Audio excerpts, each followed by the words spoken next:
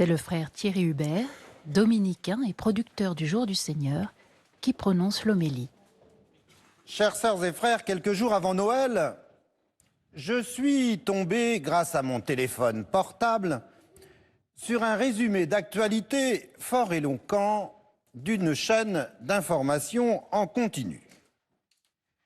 Immigration, la version définitive d'une nouvelle loi prévoyant une nouvelle carte de séjour, va être dévoilée.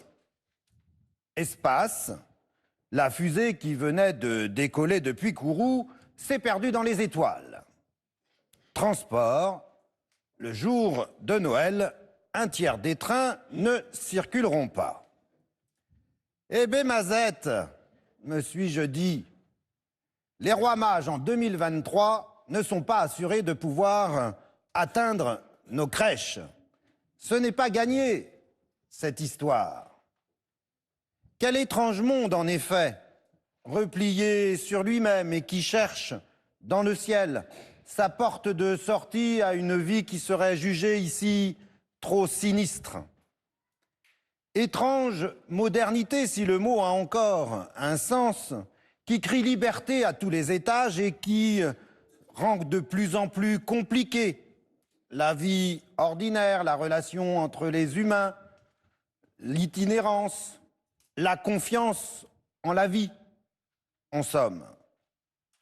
Et évidemment, dans ce monde, ce vieux monde, il y a aussi l'Église embourbée par des systèmes qui donnent envie à beaucoup de prendre la tangente.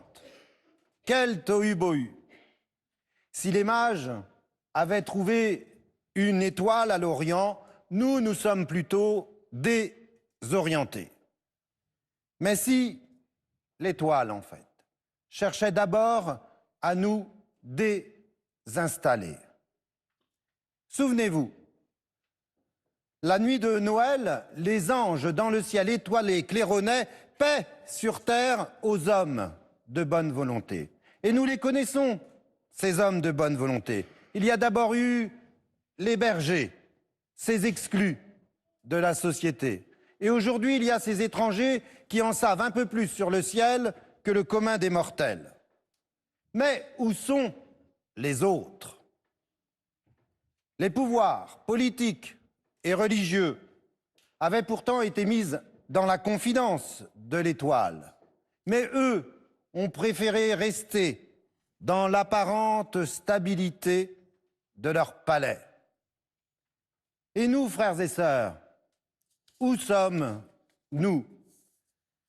La compagnie de Jésus, si j'ose m'exprimer ainsi, n'est pas socialement ni religieusement adaptée à un monde lisse et bien propre. Jésus, dès la crèche, désinstalle notre petit confort, notre petit cocon, où chacun ressemble trop à l'autre. Et votre communauté, ici, à Montigny-les-Cormeilles, aux multiples visages en quelques générations ou en quelques années, d'un continent à l'autre, témoigne généreusement de l'actualité de l'Évangile. Aujourd'hui, comme hier, comme au jour de la Nativité, la bonne nouvelle n'a pas de frontières. Première désinstallation, celle de notre milieu. Et revenons encore un peu en arrière. Quelques semaines avant leur arrivée à Bethléem, les mages, pour être capables de se mettre en route et de laisser là tout en plan, avaient joué leur vie. Ne pressentaient-ils pas qu'ils allaient découvrir ce qu'ils n'avaient pas encore découvert? En scrutant le ciel dans leur laboratoire, ils avaient opté de ne pas s'installer dans leurs idées ni dans leurs convictions, mais plutôt de se laisser interpeller, questionner, surprendre. Et notre cœur, comme notre tête, frères et sœurs, ne sont-ils pas notre laboratoire pour être non des blasés, mais des curieux, y compris et surtout dans la nuit, dans l'épaisseur de la nuit, celle du doute et celle du découragement. Nos mages étaient orientés vers la lumière, vers la vie. Rien n'était un obstacle, tout était un tremplin. Deuxième désinstallation, celle de nos vies trop vite, de nos idées trop vite arrêtées. Enfin, derrière l'étoile qui désinstalle, il y a en fait la lumière de Dieu lui-même. Mais qui donc est ce Dieu qui prendrait plaisir à nous désinstaller? Eh bien, en vérité, si Dieu nous désinstalle, c'est qu'il est lui-même désinstallé.